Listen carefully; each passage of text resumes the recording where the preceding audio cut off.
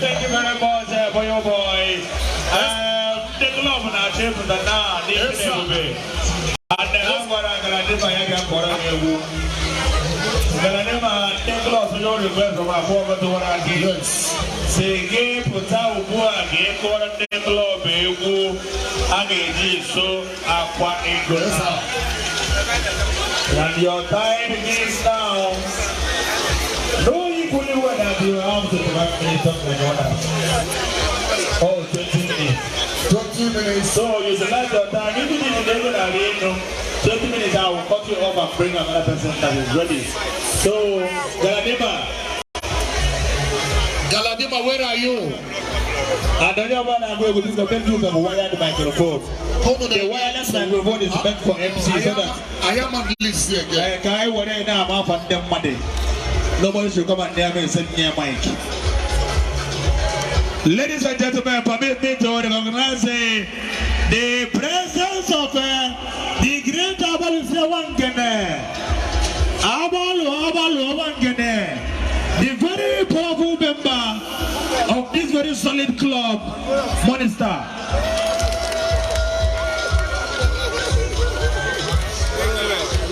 And this great noble club bore the great Morning Star Brotherhood International happened to be that now but the President General. Yes. The President General of this very international club registered. And Obele is the Vice President. If I borrow paper, I have 200 yen and 1,000. If you don't Karobi, Oneja Bego Bigo Putremena, Yakwari.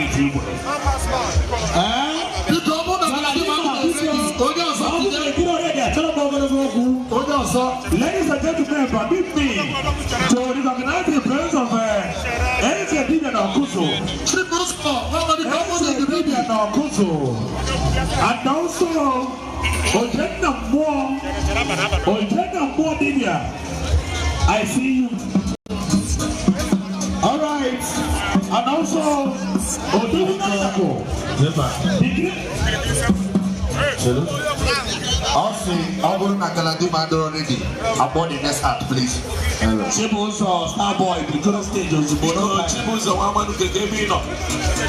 Ladies and gentlemen, I still on the recognition of the members of the Morning Star International. Odoguna Naku, I see you, and also. All right, let's go there now. Adrian J. Bozu, Ezedidia, I see you. Engineer. Engineer. I think we're here to Ujuku, Marcus Man, the strong member. I cite your presence.